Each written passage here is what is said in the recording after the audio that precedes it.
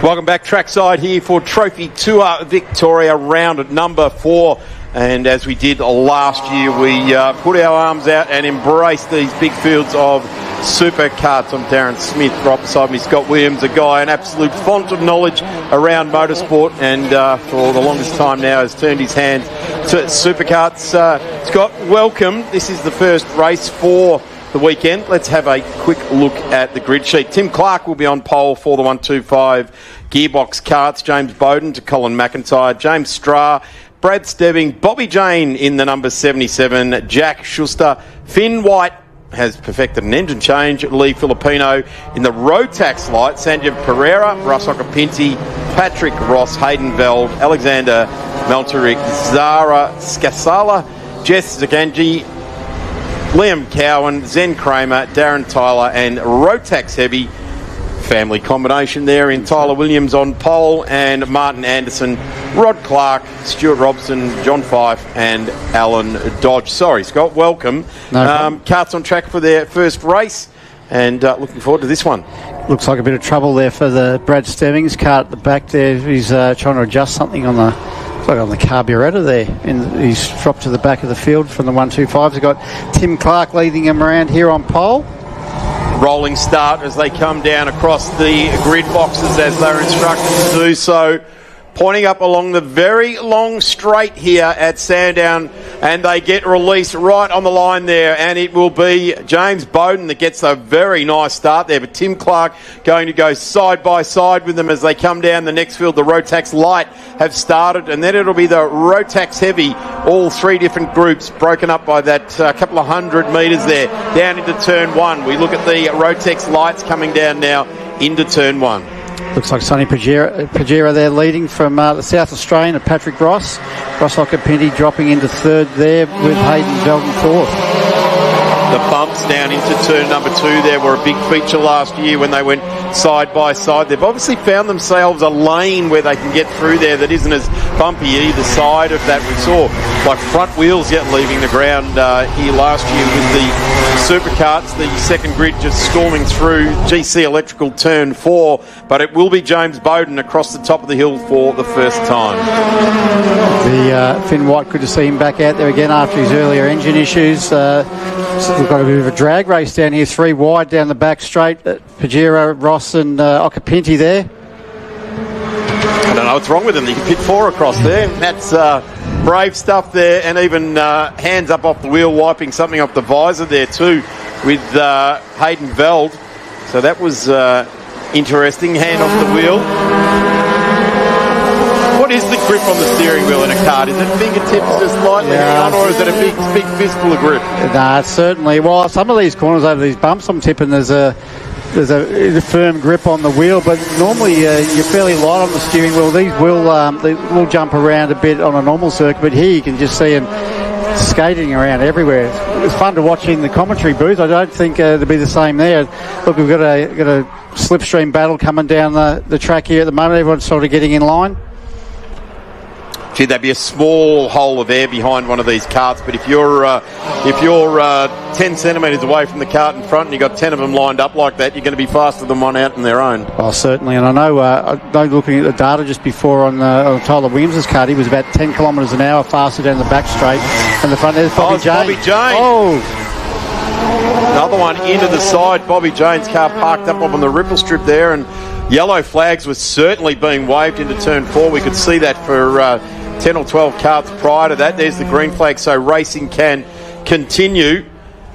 Of course, yellow flags, danger ahead, reduced speed. Occhipinti's gone to the front there in Rotax Light, the ex-Formula Ford racer.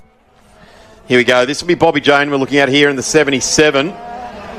That's Finn White that ran there in the 37. Finn not having the best of days today. He's ruining himself there, so that was a shame coming out of turn 1 there, and we think had the cold seizure in practice this morning. Yeah, definitely had that. He was saying that scarred the cylinder up fairly much, so they've got good to see they've got it back out there. The beauty of these karts that I've done, it looks like we've got a red flag there. We have, yeah, red flag being displayed now. That'll be because of the karts coming together at GC Electrical turn 4. and that will have the karts returning to the pit lane. So the front group, the 125 gearbox crew, they're going around. Ooh, that's not nice, is it? The Alexandra Maltec there with Bobby Jane parked up.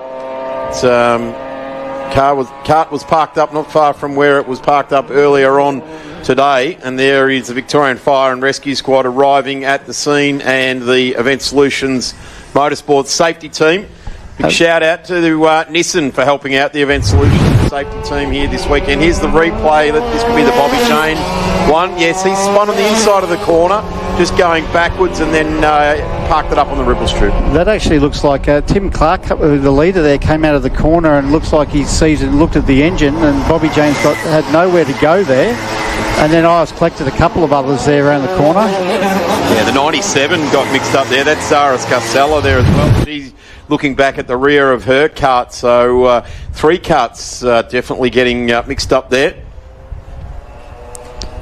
Yes, it looks like, and obviously Tim Clark's pulled up about 100 metres up from that incident, so that's certainly shaken the field up, but they're all coming around to come back to pit lane at the moment under red flag conditions. Well, that's a shame. The karts will be brought back into pit lane. I haven't actually heard them come down the pit lane. They might have gone into the back of the paddock. So that might be where they're being directed to from race control. And we're certainly skating on thin ice as far as getting the 3-hour production car race started. So I think, Scott, until we hear otherwise, I think they might have... Well, they are lined up at the end of pit lane there. Oh, yeah, they are. I'm not too sure what's going on.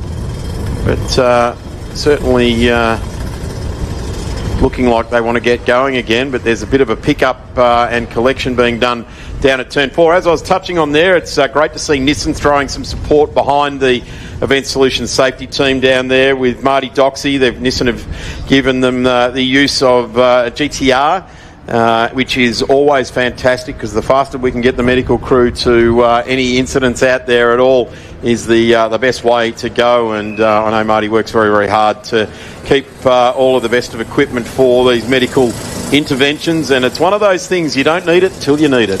That's it, an important part of racing too, and unsung heroes. The stress that those guys are under, and here from sun up to sundown, good to see them being supported in their endeavours. Marty Doxey and the crew do a great job at a lot of the events around the country. So Superkarts making their way very slowly back down. Just trying to see the 97 of Zara, see if she's made it back down, because she was certainly... She's in the pit set, showing on the made timing it back monitor. to the pit lane. So she was certainly in, I guess, everyone was a cruel bystander on that one, but certainly arrived at the corner. There was definitely yellow flags out, so there was clear warning from the flaggies, but really it's only 5 or 6 metres before Turn 4. You look at that, your apex, and you're around the corner, and there was the ripple strip. So these karts, they're being pushed away back into the paddock area. So didn't even get 2 laps done of competitive action. So I would suggest, as far as the championship is concerned, that's nullified. No points awarded. Yeah, it'll make the 3 races tomorrow all the more important. Certainly will. Well, Scott, thank you for making your way up here, even for just to watch the grid roll through. They say a fast game's a good game. That is true. That is exactly right. Superkarts will be up at 9:10 in the morning, so we'll see you bright and early here for commentary for the first event tomorrow morning. No problem. I hope it's a good day. They're predicting rain, so hopefully that stays away for as long as possible tomorrow. I hope that all those karts get rectified overnight and we see them racing again tomorrow. Thanks, Scott. No problem.